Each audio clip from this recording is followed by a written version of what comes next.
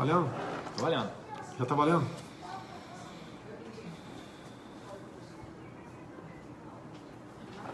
Começou? Tô esperando o pessoal chegar na página pra gente começar. Já começou. Vamos lá. Amigos, vamos bater um papo, coisa rápida, não vai demorar muito não. É mais um dia histórico para todos nós. Eu costumo sempre dizer, né? Tão importante quanto você combater a corrupção é você combater o socialismo. Evitar que o Brasil chegue a um ponto tal que não dê para retornar mais. Ouso dizer, né? Se Dilma tivesse continuado, tá ok? Eu acho que dificilmente nós fugiríamos de um regime como está a Venezuela e como está entrando a Bolívia de Evo Morales agora. Então, esse pessoal usa as armas da democracia, como eles usam aqui a questão do voto, né? Você pode ver, há poucas semanas estava ali o Jacques Wagner, ex-governador da Bahia e ex-ministro da Defesa, se justificando, né? Onde erramos. Daí ele compara-se com Cuba. Olá, Fidel Castro assumiu o poder. Aqui nós dependemos de eleições, dependemos de votos para assumir aí o poder para valer. Não é apenas chegar, é chegar e assumir. E ele estava reclamando exatamente disso daí, que era um caminho mais longo e eles estavam dispostos a seguir esse caminho. Estavam indo até bem comprando o voto dentro da Câmara. Quantas vezes eu disse dentro da Câmara, para a imprensa, inclusive presente, olha, Lênin sempre dizia, vou comprar da burguesia corda para enforcá-lo. E aqui na Câmara, a esquerda, o PT, está comprando o voto de parlamentares para fechar o parlamento, para calar a imprensa brasileira. Tá? Bem, hoje então, mais uma encruzilhada, né? Mais um ponto marcante, um dia histórico aqui no nosso Brasil. A condenação do Lula em segunda instância, o que é mais importante, unanimidade, que dificulta uma possível tentativa dele para eleição. Porque eles vão continuar martelando, né? Se vitimizando, como fizeram no período militar. Os caras faziam barbaridade, treinavam em Cuba, pegavam armas, metiam bomba aqui, executavam gente na base daquele mini manual de guerrilha do Carlos Marighella e eram coitados, estavam lutando por democracia. Aquela mentira de sempre, né? Vão continuar fazendo a mesma coisa, dizendo que tiraram tantos milhões da pobreza, que é uma grande mentira. Tá? Mas é o jogo deles, cabe a nós, por lá de cá, rebater isso daí. E eu fico muito feliz. Eu lembro quando eu cheguei em 91 na Câmara, eu era sozinho, eu era o capitão Jair Bolsonaro, né? Deputado federal, e mais de uma centena de gente, né? De esquerda, não só do PT, PCdoB, naquele tempo não tinha PSOL, mas do PSDB também, parte do PMDB, na questão ideológica descendo um cacete na gente. E eu lembro, né, que eu dava minhas alopradas, né, dava minhas caneladas, né? Eu sou ser humano, igual você que está aí, de vez em quando perco a linha, tá? E tinha um general de brigada, já na reserva, que eu tinha como padrinho, né? Foi o que realmente me deu uma força muito grande para botar o brevet de paraquedista no peito, em 1977.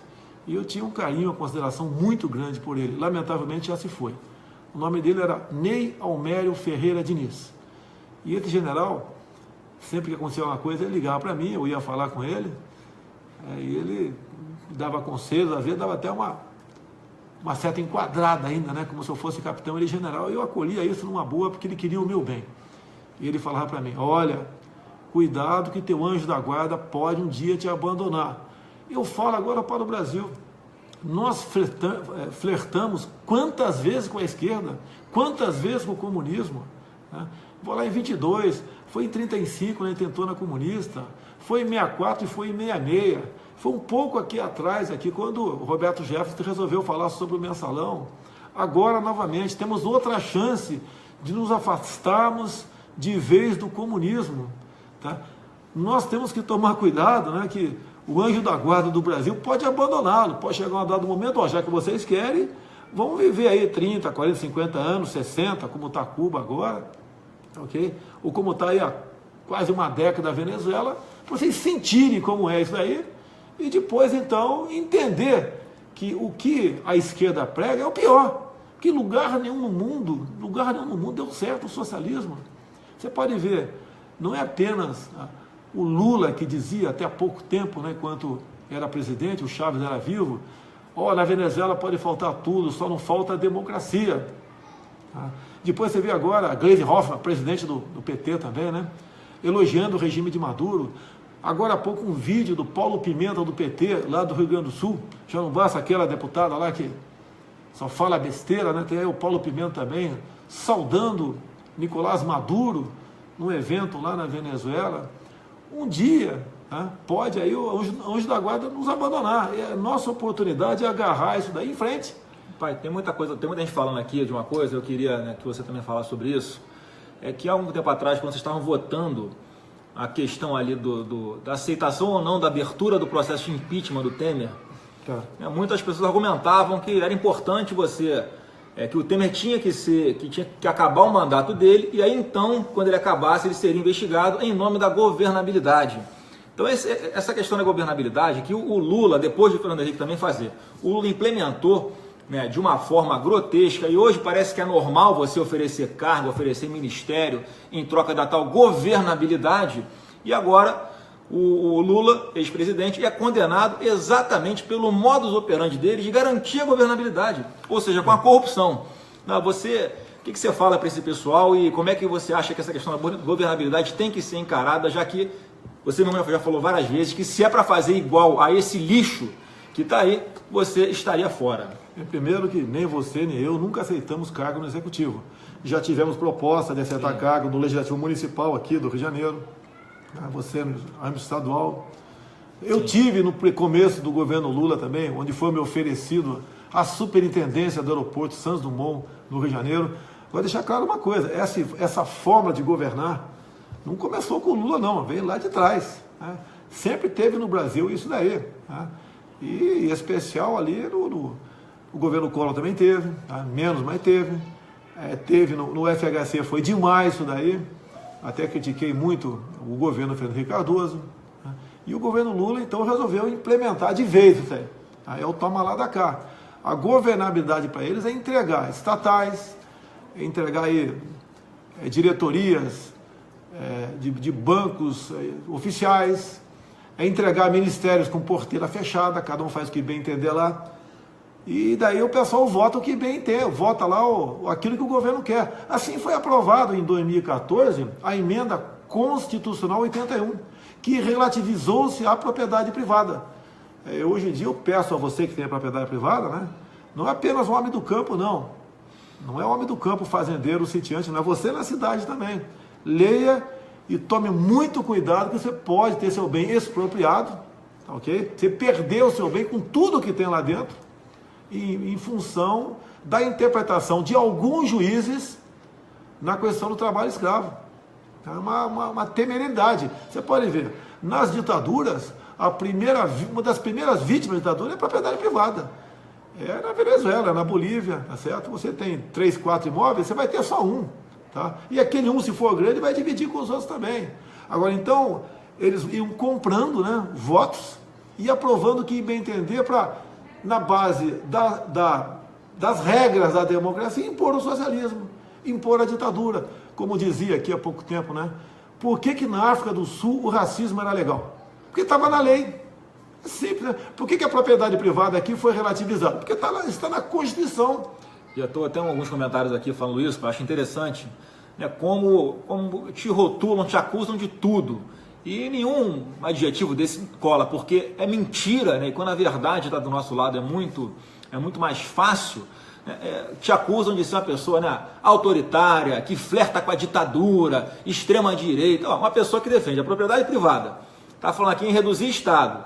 Cansa de falar a favor de arma na mão do cidadão de bem, do cidadão ordeiro, né? Que o primeiro pré-requisito para se iniciar uma ditadura é exatamente você reduzir a resistência da população, desarmando-a. Então, quer dizer, tudo ao contrário do que a grande imprensa prega, você querendo te rotular como uma pessoa que flerta com regimes autoritários, é o contrário. A gente está vendo aí que o Lula, por quanto tempo ele financiou Cuba e a Venezuela, e olha como estão esses dois países hoje em dia. Agora há pouco eu conversei com o Cláudio Carvalho, uma conversa muito rápida, mas eu acompanho. Tá? É um homem que realmente tem uma posição claríssima no tocante ao que vem acontecendo no mundo, em especial aqui na América do Sul, o nosso Brasil, nessa questão de esquerda. Os caras sempre pregam, né? Igualdade. Igualdade, igualdade, igualdade. Meu Deus do céu. Igualdade só existe em dois lugares, né? Na miséria e no cemitério. Tá? Nós somos diferentes, não tem como. Eu sou diferente de João e João é diferente do Jair. E ponto final. E cada um vai levar a sua vida, né, de acordo com o seu mérito. Tá? E não essa historinha de tirar do rico para dar para o pobre. Pode chegar um momento, vai chegar, que do rico você não tem mais o que tirar. E como o pobre não tem mais como receber de ninguém, porque você acabou com a classe que produzia, vai estar todo mundo na miséria. Agora, o pessoal do partido, do partidão, vão estar muito bem. Essa é uma grande preocupação nossa. Não devemos deixar passar essa oportunidade. Igual as eleições. Muita gente fala, não vou votar em ninguém. Ou então só vou votar em presidente. Agora, esse pessoal que está nas ruas agora de camisa vermelha, com bandeira com foice e o martelo, vai todo mundo votar lá no PT, no PCdoB, no PSOL, na rede. Né? Vai fazer isso daí. E se você, por lá de cá, não votar em ninguém, proporcionalmente, eles vão botar uma maioria dentro da Câmara. Você pode dizer, por que tento me rotular agora como corrupto? Vai botar na situação de igualdade com os outros. Não adianta a gente falar que aquela mansão lá de Angra, tá lá, vale talvez 400 mil reais, não adianta falar isso aí. Tá? Tem gente que acredita ainda que eu tenho uma mansão em Angra. Tá? É a questão do auxílio moradia, tá em ato da mesa. Quem não quiser prestar recibo de nada, não apresenta. Tá? E recebe o auxílio moradia descontado 27,5% de imposto de renda. Daí o cara fala, isso é imoral. Então, pessoal da imprensa, eu pergunto para vocês, é moral vocês serem contratados como pessoa jurídica para dar uma volta no imposto de renda, que é 27,5%, caso fosse contratado como pessoa física, tá certo? Então, eu não posso abrir mão disso, né? Me dá um conselho, pega um apartamento da Câmara, vende o teu, posso até fazer isso, mas querem me rotular de corrupto por causa disso. Tem uma grande coisa que separa, pai, você, nós, né? Desse mar de lama dessa galera, que a gente está totalmente dentro da legalidade sempre. Esses caras ultrapassaram a barreira da legalidade e estão sendo condenados. Eles vão na Vila História de Mambucaba, quem conhece sabe, dá 45 quilômetros de Angra. Lá emprega funcionário fantasma. Mas olha só, meu Deus do céu, os caras tiveram poucas horas lá, eu estava lá por coincidência, passei por lá, conversei com os caras, em nenhum momento eles perguntaram se aquela lojinha de açaí era da menina, daí você vai no Diário da Câmara, se não me engano, 12 de dezembro, está a publicação das férias daquela minha funcionária, a partir de 27 de dezembro até final de janeiro. Então não é porque eles não acharam ela lá, ela é fantasma, ela estava de férias. Pô, eu não quero nem saber onde ela está, não compete a mim saber onde ela está. Ela vai para onde bem entender, quiser vender açaí, vende, quiser vender biscoito na praia, se quiser ir para a praia, se quiser ir para o Nordeste, para o Sul, para o Chile, vai para onde bem entender. Fantasma. Eu estou agora justificando o tempo todo que não é uma funcionária fantasma. Atacaram uma mulher, já de idade, tá? Uma senhora que ganha 1.300 por mês comigo, tá, ok? Mas vamos lá. Deixa eu fazer uma pergunta, só para você dar também uma respirada organizada aí, pai. Agora, com essa situação do Lula, como é que você acha que vão ficar as questões das pesquisas que são feitas aí, as oficiais, né, as consagradas pela imprensa? Porque não raras vezes as pesquisas colocam o nome Bolsonaro com toda certeza muito mais para baixo e na hora que abre as urnas está lá o Bolsonaro muito maior. Eu passei por isso aqui ano passado na eleição para a prefeitura, em que Datafolha e Ibope davam ali 6, 7%. No sábado, no dia seguinte, quando a urna abriu, a gente teve 14%, ou seja, 100% de margem de erro. Olha só, teve uma pesquisa do Vox Populi agora, lá no Rio Branco, capital do Acre, ok? E teve a espontânea. Eu estou com um torno de 20%, e está lá o Alckmin com 1%, e não aparece a espontânea, né? Marina Silva não aparece a Marina, na espontânea, em Rio Branco, capital do Acre, a terra dela. Daí vai para a estimulada. Eu estou com 30, ela vai para 20 mais ou menos. Mas como é que pode? Não tem lógica. Não tem cabimento. Tá? Um grande sinalizador de pesquisa, né, é a espontânea. Quando você pergunta para o cidadão e ele responde, é o João, tá? É sinal que dificilmente ele vai deixar de votar no João. Agora, nenhum por cento dá para a Marina lá no Acre, do Vox Populi, até botei no meu Facebook essa pesquisa aí, e de repente quando vai para estimulada, quando aparece o nome do pessoal, ela está com praticamente aí 20%, ela não tem cabimento. Eu tenho certeza, porque as pessoas que acompanham a gente, uma grande maioria tem essa noção. Então fica aqui, né, esse alerta. Não vamos acreditar em pesquisas, porque um candidato, um pré-candidato na verdade, como Jair Bolsonaro, que obviamente não tem a simpatia de grande parte da imprensa, que é um candidato anti-sistema, porque não está, né, no bolso de ninguém, há o interesse de colocá-lo sempre muito para baixo. O nosso termômetro são vocês, são as ruas, aonde quer, né, que nós vamos, sempre somos recebidos com muito carinho, independente de classe social, de sexo, de cor da pele, de tudo. O carinho é muito grande. Óbvio, tem aquelas pessoas que não adianta, né, pai? Odeiam e nada vai fazer elas mudarem de ideia, por mais que nós mostremos os argumentos, mas a gente conta muito com todos vocês para ajudar a combater essa fake news e as pesquisas que são, grande parte, falaciosas. Olha, a gente acaba o recesso agora no início de fevereiro, a gente vai começar na Câmara junto com vários parlamentares, tem muita gente boa lá dentro, apesar de faltar, não é com o Lula condenado agora que acabou essa história, não, tem que ter muita gente na fila que eu espero que a justiça ande aí, ok? A fila ande de vários partidos. Tá? Agora temos uma briga enorme pela frente. É a questão do voto impresso, tá, ok? É a questão do voto impresso. Quando eu vislumbrei lá atrás, eu pensei o seguinte, o que eu tenho que fazer para disputar possivelmente uma eleição no futuro e não levar uma volta aí do sistema eleitoral nosso, da Smartmatic, né? O voto impresso. E, então eu trabalhei, você já sabe como é que é a história, né? E nós aprovamos o voto impresso. Então, para o corrente ano, tem que valer ao lado de cada sessão eleitoral, cada urna, né? O cara vai lá, bota o número dos candidatos, aparece na tela o nome da turma, ele aperta um botão, uma impressora marca o nome no papel, ele concorda, aperta o botão, cai na urna e está resolvido o assunto. Naquela noite tem apuração, como foi feito até hoje, tantos votos para A, B, C ou D, para federal, senador, governador, etc. E a partir do dia seguinte, dentro do município, né, por exemplo, qualquer um presidente de partido municipal pode pedir no município uma recontagem parcial ou total das sessões. E daí o cara vai lá no TRE, pega a urna, né? Lógico, uma equipe lá pega e conta. Então aquele voto de papel tem que bater a contagem deles com aquela tripa que a gente vê no dia da apuração, naquela tarde de domingo, que na sessão eleitoral é botada na parede. Tem que bater igualzinho, meu Deus. Se não bater, tá errado. Bem, estamos assistindo aqui o nosso ministro Gilmar Mendes, do TSE, disse que não tem condições de implementar, não tem dinheiro, não tem recurso, e só vai dar para atender 5% de aproximadamente 600 mil urnas do Brasil. Seria mais ou menos aí 30 mil urnas que teriam então o voto impresso. Não podemos concordar com isso. Tá? Na pior das hipóteses, né? Na pior das hipóteses, tá? Espalhar essas urnas pelo Brasil todo. E daí dá para fazer por amostragem. Tá? Não pode, por exemplo, você vai votar no colégio X, que tem 20 sessões. Tá? E lá, por exemplo, a votação naquela urna do voto impresso tem que ser semelhante à dos demais lá. Então até daria para fazer por amostragem, né? Buscar saber se foi correta aquela votação ou não. Por outro lado, vamos tentar, entre outras coisas, entre outras propostas que têm chegado para nós, né? Quem sabe o TSE, que vai mudar, o Gilmar Mendes vai deixar a presidência, vai entrar o ministro Fux, nós vamos entrar em contato com ele, a Câmara, esse grupo de parlamentares, e ver se ele aceita, né? Eu sei que é chato falar isso aqui, né? A contribuição para a gente fazer uma vaquinha e fazer com que nós possamos, cada município, fazer vaquinha, né? Para ver se o maior número de sessões tenha comprado a impressora, tá, ok?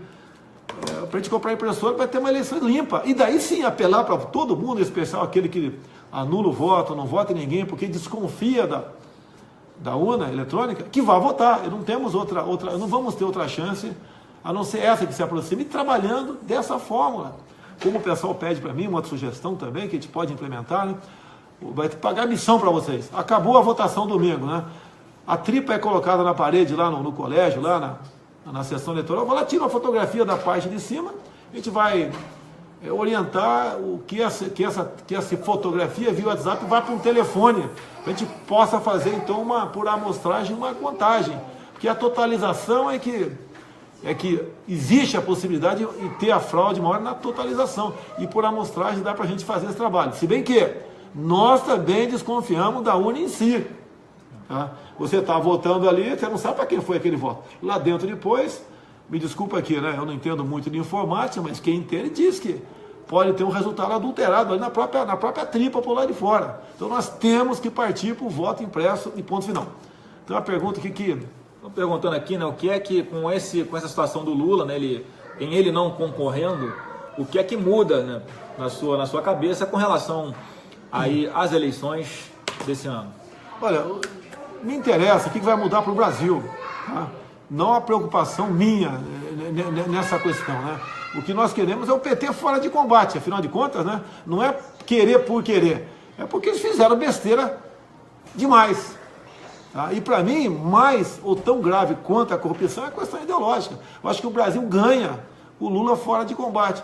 Eles aqui apontam o Jacques Wagner como possível pré-candidato deles, o Haddad em São Paulo. Eu estou vendo aqui o Celso Amorim, uma piada, né? O ex-ministro Celso Amorim, é um fanfarrão, o Celso Amorim, uma piada, tá? Para baixo e para cima com o Lula. Esse mesmo Celso Amorim que disse, quando o Evo Morales tomou a nossa refinaria lá na Bolívia, né? Ele disse o seguinte, que o Evo Morales estava certo, que o Brasil estava tendo um comportamento imperialista e a refinaria pertencia a eles, e ponto final. Olha a consequência, olha o preço do teu gás aí. Grande parte do gás aqui no Brasil vem da Bolívia. Olha o preço do gás que vocês todos estão pagando essa. Então, olha só. Sem falar em outros produtos também, né, pai, que nesse momento, em função dessa política, parece que não mudou muito durante o governo Temer, produtos que a gente tem aqui no Brasil, em dificuldade de ter mercado. Então, olha, como é que está essa situação? Nós defendemos o livre comércio, tá? O liberalismo econômico. Mas tem um detalhe. Dá para passar na cabeça de alguém, por exemplo, estarmos importando bananas do Equador diretamente para o CEAGESP em São Paulo? Eu estive há 2 semanas na Abavar, lá na cidade de Registro, Vado Ribeiro, discutindo esse assunto. E eles estão apavorados, porque vai chegar o equivalente a uma cota semanal de banana por mês no CEAGESP. E os primeiros contêineres, né, já estariam a caminho. A banana do Equador, ela vai sair lá de Quito, né, da região ali do Equador, sobe, vai para o norte, passa pelo canal do Panamá, desce a costa brasileira toda e vai para o Porto de Santos. E ali vai para o CEAGESP. E ali vai ser redistribuída a banana, basicamente para a capital São Paulo e as cidades mais periféricas. Banana até em qualquer lugar. Agora, o que eu ouvi do pessoal dos bananicultores? Que foi uma maneira de o Brasil, né, aceitar a importação de banana do Equador, porque nós estaríamos, então, exportando veículos e calçados. Ou seja, para salvar uma parte da economia nossa, que tem seu valor, sim, ninguém vai dizer que não tem, você vai sacrificar a questão da banana? E outro problema, e as pragas da região? Nós estaríamos importando também o muco da banana, a cigatoca negra. Conversando agora com um amigo meu, Gilson, lá de Pernambuco, eu não sabia. Ele falou, estamos importando pasta de água de coco. Né? O que é pasta de água de coco? Você vai no mercado, você vê lá na água de coco lá que você compra no supermercado, e vê lá que água de coco reidratado. Está vindo da Indonésia, então, o coco na verdade, não o coco em si, mas a pasta de água de coco vem da Indonésia. Cada litro de pasta dá mais ou menos 20 litros de água de coco no Brasil. Nós estamos importando coco. E ele me disse, né? Aqui tem dificuldade para vender o coco a 10 centavos. E olha que o coco, né, como ele me disse, é o melhor produto na pior embalagem. É mais ou menos o seguinte, 400 ml de água de coco em cima de 3 kg da casca do coco, né? Então é um produto excepcional numa péssima embalagem. Tá? Mas o que tem a ver com isso, com a importação de coco? Faz parte da economia de algumas áreas do nosso Nordeste. Mais ainda, vai lá para o Rio Grande do Norte. É a terra, inclusive, onde o nosso querido Flávio Rocha tem empresas lá ainda, né? Mas todo mundo sabe que ele está levando algumas para o Paraguai exatamente pelo custo do Brasil. Então está certo. Qual que é a empresa do Flávio Rocha? Ele mexe com a Casas... lojas, meu Deus do céu, me fugiu o nome aqui, confecções, basicamente, né? Loja Riachuelo, tá ok? Então o Flávio Rocha tem demonstrado essa preocupação enorme, ele tem razão. Poxa, se você não sair do Brasil, você quebra. Tá? Agora no Rio Grande do Norte, estamos importando etanol dos Estados Unidos. No período aí de militar, né? Você chegou a ter mais de 95% da sua frota movida a álcool nosso, tecnologia nossa. Hoje importando álcool para acabar com os plantadores de cana lá do Rio Grande do Norte e região. Mais ainda, estamos importando arroz agora dos países aqui do Cone Sul, prejudicando os plantadores de arroz, né, os rizicultores do Rio Grande do Sul. Tive agora há pouco, por telefone, né, o deputado Monay lá do Roraima, ligando para mim, preocupado que Roraima também agora está importando arroz. Até pouco tempo, Roraima exportava arroz. Daí inventaram a reserva indígena Raposa da Serra do Sol. Uma briga enorme. Os rizicultores tentaram de toda maneira tirar 1% da área Raposa da Serra do Sol, porque era a área que os índios mesmo poderiam, em parceria com os brancos, né, produzir arroz. Não tiveram sucesso. Então hoje Roraima depende também da importação de arroz. Isso é nosso Brasil. Isso é liberalismo econômico. Agora está importando por quê? Porque lá fora é mais barato. Como é que você barateia o preço aqui? É o custo do Brasil. É os impostos federais, estaduais. Transporte, segurança, por aí vai. Segurança. Tá ok? Deixa eu só fazer um comentário então, para dar uma respirada para a gente caminhar para o final aí. Em primeiro lugar, agradecer aqui, muita gente falando, né, que olha, não vota muitas eleições. A gente ouviu muito isso quando teve também nos Estados Unidos. Só que, em primeiro lugar, isso aqui a gente não estamos pedindo voto de coisa nenhuma. A gente agradece muito essa confiança que vocês têm, no nome do Jair, principalmente, colocando como pré-candidato à presidência. E uma coisa que estão falando muito aqui também, nos comentários, eu quero agradecer, é que uma característica única, né, que só você, entre os pré-candidatos, parece ter, que é você tem a singularidade de ter a liberdade de escolher nomes que vão compor as equipes em várias áreas, conforme a meritocracia de cada um, óbvio, alinhado com os pensamentos que interessam para o Brasil e não para uma bandeira político-partidária. Enfim, essa independência política que a gente que participa da política tem plena noção, e quem não participa, mas também entende o valor disso, de ter essa independência, de não ter que algo chegando, na hipótese de um próximo governo, o próximo presidente ter a condição de ter essa liberdade de escolher os nomes que vão tocar esse país. O que você acha dessa importância? Porque tem muita gente que acha que na hora de escolher o seu representante tem que priorizar você saber tudo de todas as áreas profundamente, né? Enfim. E na verdade a gente percebe que essa decisão do TRF4 hoje mostra que o maior câncer que nós temos no país hoje é a corrupção, e muito entranhada na máquina pública, e aconteceu, né, no governo federal por muitos e muitos anos, mais de década, não foi só no governo do PT, para garantir a governabilidade. Bem, olha só, há pouco eu anunciei aí o economista Paulo Guedes. Até eu anunciei ele porque eu comecei a receber ataques do quanto é lá, né? O cara não entende nada de economia. Ué, você entende? Lula entendia de economia? Dilma, aquele economista, entendia? Lá atrás Itamar Franco foi presidente, com o impeachment do Collor. Quem nomeou para ministro da Fazenda? Fernando Henrique Cardoso, um sociólogo. Nem o ministro da Fazenda entendia de economia. Ele tinha uma equipe, né, que alguns já haviam tido experiências fracassadas em planos econômicos anteriores, e deu certo no plano real. Então, o que faz um presidente? Como está na própria Constituição, ele não governa sozinho, ele governa com a ajuda de ministros que entendem do assunto, que queiram realmente, né, se sacrificar por um projeto de um Brasil diferente, melhor para todos nós. Talvez eu seja o único pré-candidato que chegue por ocasião das eleições com o ministério formado, no máximo 15 ministros, não precisa mais do que isso, até para a gente saber o nome deles, né? O próprio Temer, se for perguntar para ele o nome de todos os ministros, tenho certeza que ele não vai dizer, não sabe, ok? E nós temos que conhecer os ministros. Agora, você pode ver, tem muita gente que vai vir candidato agora, né? Com essa punição do Lula aí, vem candidato, mas não vai anunciar 1 ou 2 nomes, mas nada além disso. Vai deixar os outros nomes, 90% dos ministérios, depois das eleições, caso ele ganhe. Qual a intenção disso aí? É negociar, é pedir apoio dos partidos, É chegar ao partido X, ó, 3 ministérios para você, 4 para outro, 2 para outro, 1 para cá. E vai continuar exatamente a mesma coisa. Uma exigência que eu acho que vocês têm que fazer, é o futuro dos candidatos, apresentar já seu ministério. Já não, né? A partir até agosto, quando tem a convenção, já apresentar seu ministério, para saber quem vai estar lá. Ou na mão, porque é o seguinte, acaba a eleição, o cara dá uma banana para vocês, né? Dá uma banana e vai para o cantinho com o grupo político dele. Olha, para a gente cooptar aqui tal partido, o que temos que dar para eles? Olha esse imbróglio do Ministério do Trabalho agora, a confusão que está dando.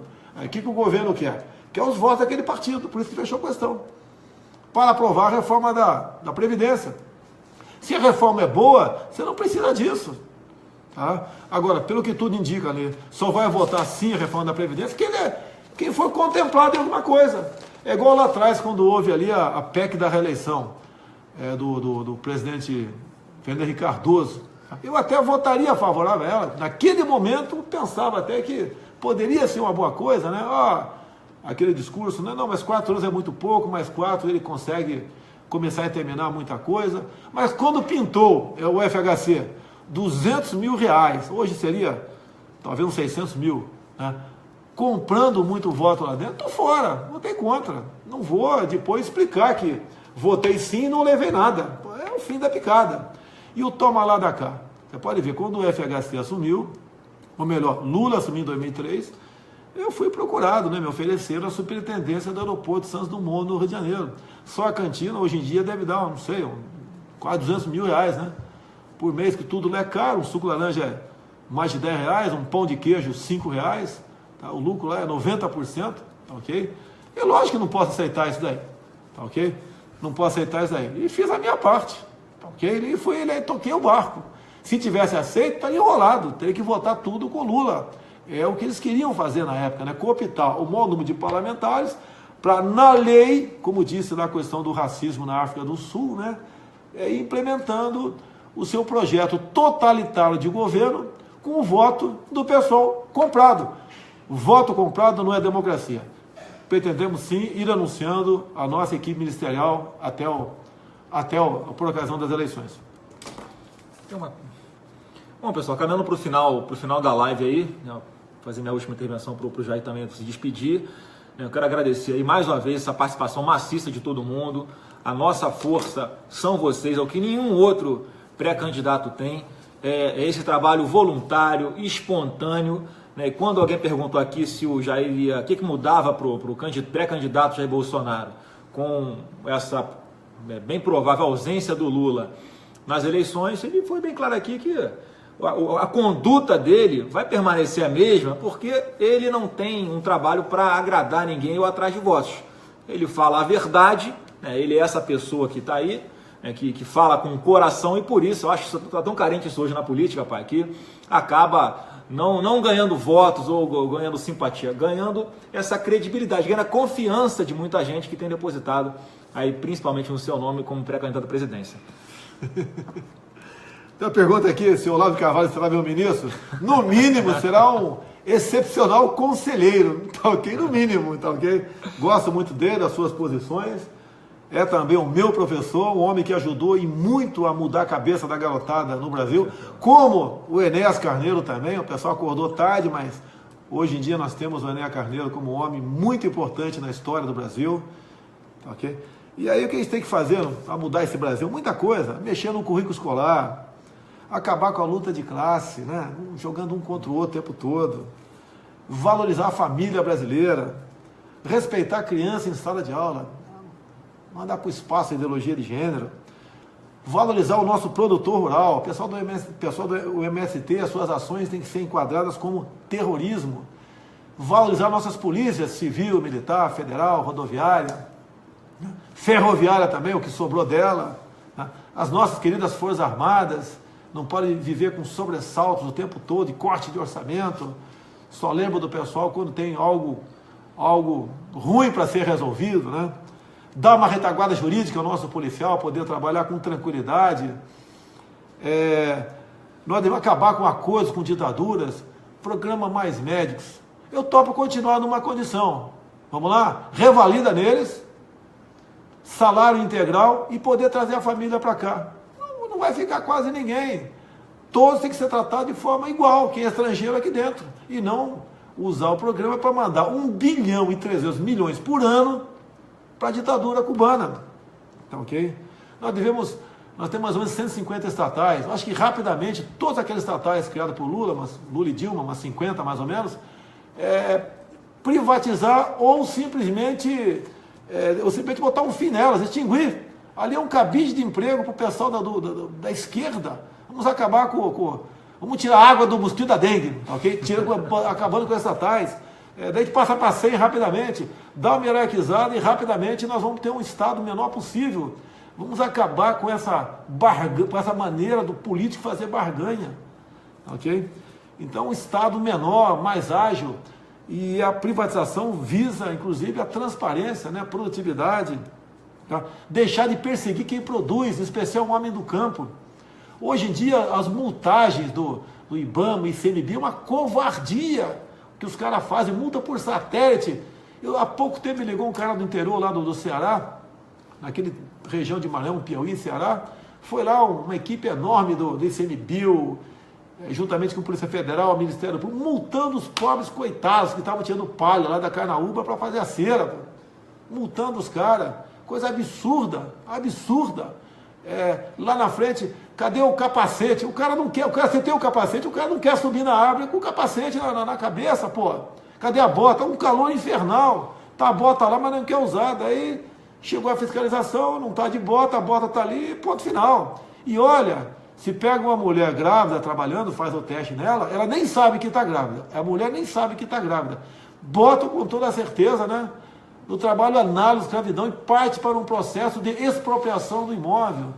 Aí foram no alojamento dos caras lá, o colchão abaixo de 8 centímetros, copo desbeiçado, a mesa estava feita, sim, de forma rudimentar. Eu já trabalhei em campo, pô. Meu pai já administrou a fazenda Quirongose, lá em Eldorado Paulista, e eu quebrava milho, botava saco de estopa e quebrava milho. Naquele tempo você quebrava milho, ficava 3, 4 dias no sol, para depois tirar da roça. Isso é trabalho escravo. Eu era menor de idade. Agora, hoje em dia, né, o menor pode fumar um paralelepípedo de crack, não tem problema nenhum. Mas se ele pegar uma colher de pedreiro e ajudar o pai a rebocar o muro, isso aí é um crime. Tá ok? Então, deixar de perseguir quem produz, valorizar o produtor rural, mudar a legislação ambiental, ela é xiita. Ajuda você inibir o produtor no Brasil. Não preserva o meio ambiente, né? E não preserva nada, tá ok?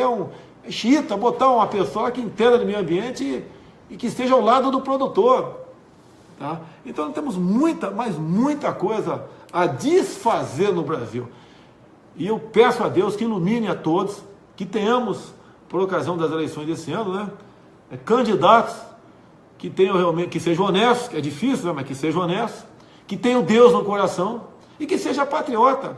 Olha, quando eu falo sobre a China, eu quero manter comércio com o mundo todo, se eu for presidente, sim, mas temos que ver como é que são feitos esses acordos, esse comércio. Nós temos que vender o que nós produzimos e não vender o Brasil. E uma coisa gravíssima, o AAA, já temos 3 anos que eu falo nisso, né? Eu não vejo na imprensa tocar nesse assunto. 3 vezes Andes, Amazônia, Atlântico. Uma grande faixa de 136 milhões de hectares. Segundo o Primeiro Mundo, essa área é vital para a sobrevivência da humanidade. E ela deve ser preservada a qualquer custo. Há poucas semanas vimos aqui o ministro do Meio Ambiente, né, que vocês sabem quem são, né?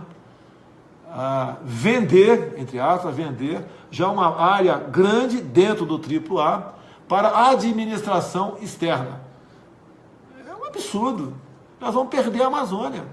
A Amazônia, que pode ser solução para o mundo, vai acabar sendo um problema para nós. Volto a falar de Roraima. Roraima tem tudo para ser autossuficiente, falta energia. O deputado Remídio Monay, lembrei o nome dele na íntegra aqui, que falou comigo há pouco nos problemas lá de Roraima. E parabéns, Remídio. Havendo oportunidade, iremos para Roraima bater um papo com vocês aí sim, será um grande prazer para mim. Aí não tem densidade eleitoral, pré-candidato não vai para aí. São mais ou menos 500 mil eleitores, né? Como o Lula mesmo disse, o Lula disse há pouco tempo, quando era candidato, que só um bairro de São Paulo, da capital de São Paulo, tinha mais eleitores que Roraima. Então, que se exploda Roraima. Roraima tem tudo, né? Tem rios, tem o Rio Cotinho, que você pode fazer 3 hidrelétricas. Olha o problema da Venezuela. Agravando, metade da energia consumida por Roraima vem da Venezuela. Outra metade vem de uma termoelétrica. E olha que os ambientalistas não criticam a termoelétrica. Não criticam. Porque o caminho certo, né, é você buscar outra forma de energia para Roraima, que pode ser eólica, que tem condições disso, pode ser solar e pode ser também uma hidrelétrica.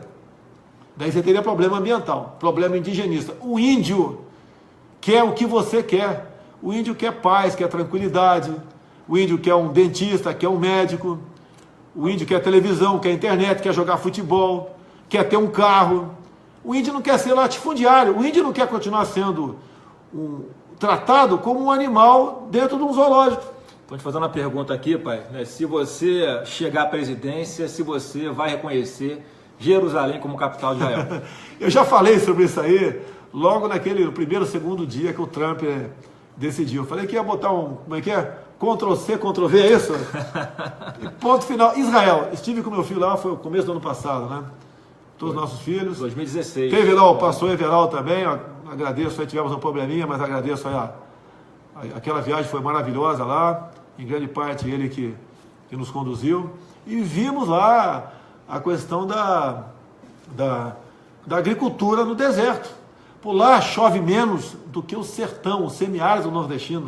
E lá os caras conseguem ter uma agricultura que lhes dá segurança alimentar. Aí ele exporta para a Europa. Tá certo? E nós aqui, o nosso homem aqui do Nordeste, vive em dificuldade. Olha só, o Exército Brasileiro tem uma tecnologia para poço profundo, que você pode tirar a água lá no Nordeste.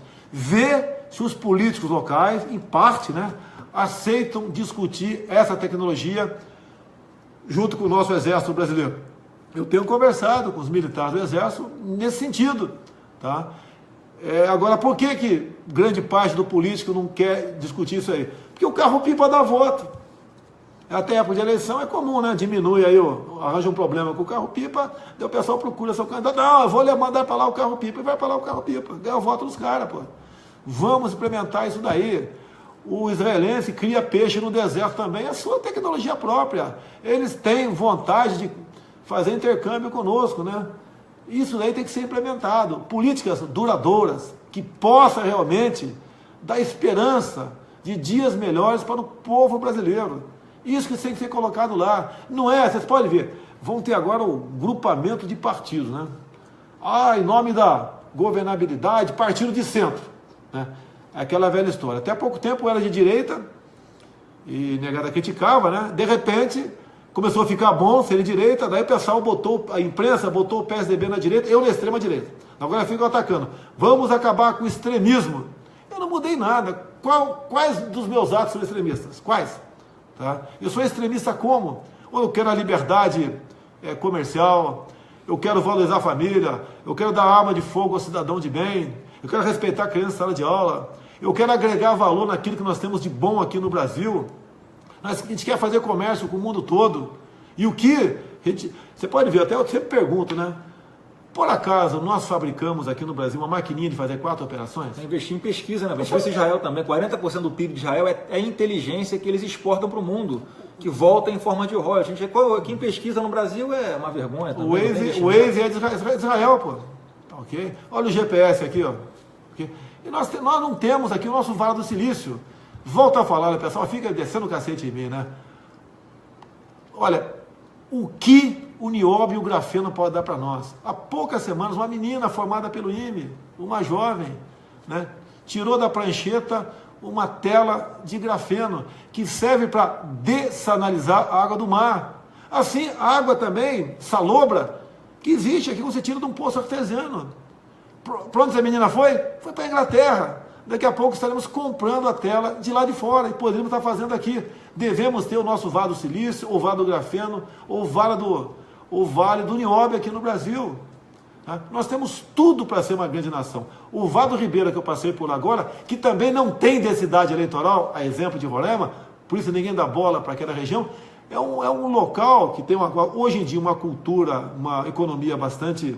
É fraca, né? Não é a região mais pobre de São Paulo, que é a banana, tá? Mas é a economia que tem no local. Mas também temos minérios lá em abundância. Por isso que em Miracatu levaram índios do Paraguai, há questão de 10 anos atrás, já demarcaram uma pequena área e estão agora querendo ampliar essa área, englobando montanhas de grafite.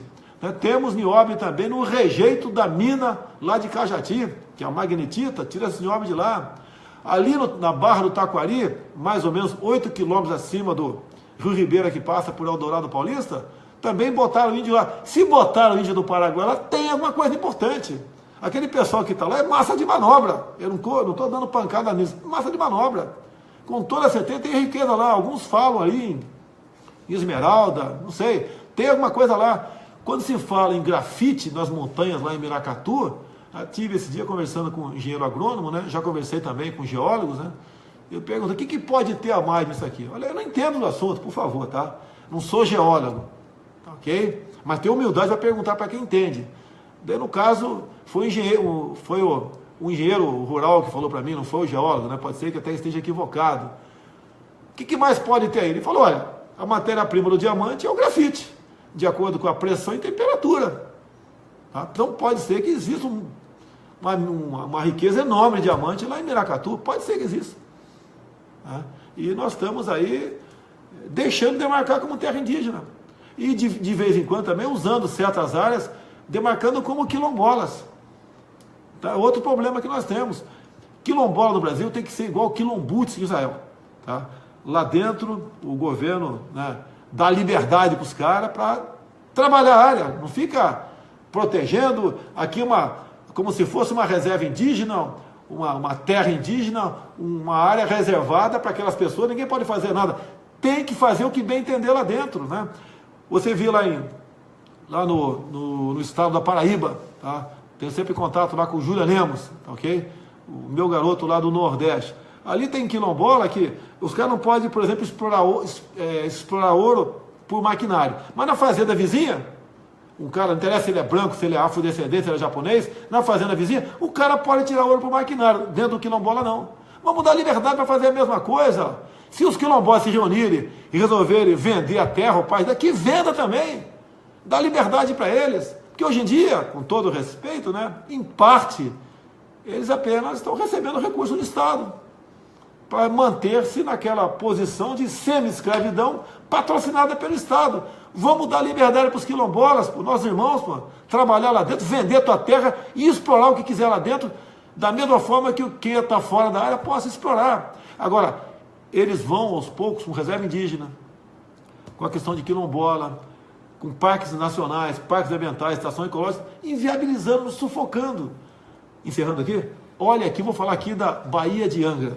Já respondi um processo, né, por crime ambiental. Foi arquivado também. Os caras entram no processo, você que está na ponta da linha, não sabe do que se trata, vai pensar que eu tinha uma ilha lá, que andei explorando uma ilha, retirando madeira, cavocando, nada disso. A petrolífera derramou petróleo no mar lá. A acusação foi pesca, né, uma varinha de pescar no mar. Resumindo a história, naquele dia e hora, eu não estava lá, porque eu tinha metido o dedo no painel de votação em Brasília. Okay? Então eu não estava.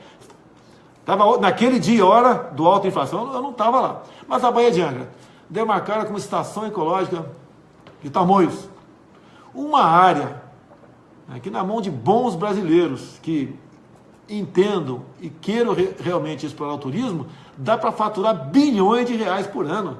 Quem não queria nessa época pegar e ir numa ilha com um hotel lá, ou no continente nosso com hotel também, com pensões, tá certo? E ficar com a família em segurança. Você vai armado, ok? E tem a segurança local e você vai armado também, que eu daria dinheiro para você andar armado, ok? Curtir férias com a tua família. Aqui na Baía de Angra, uma água parada, quase que cristalina, sem onda, uma areia gostosa, branquinha, parece um talco. Você não queria estar lá? Você não pode fazer nada. Daí, o que acontece? Parte do povo não pode fazer mais nada lá, vai para o Bolsa Família, vai para o seguro defeso, tá? Lá em Paraty tem até o seguro-defesa municipal que um vereador inventou lá um tempo atrás, tá certo? Então é mais despesa para o Estado. Você não consegue produzir nada no Brasil. Como diz o Flávio Rocha aí, né? Para você investir no Brasil é um sacrifício. Dá vontade de desistir. Como ele está levando parte das suas empresas para o Paraguai. O imposto lá embaixo, a liberdade total, barreira alfandegária quase não existe, legislação trabalhista também quase não existe. Então, de lá, é melhor tu produzir lá e trazer para cá. Está levando, dando emprego para fora. A questão do turismo é a mesma coisa. A Baía de Angra poderia ir muito colaborar na receita aqui, não só de Angra dos Reis, Mangaratiba, Paraty, bem como o estado do Rio de Janeiro.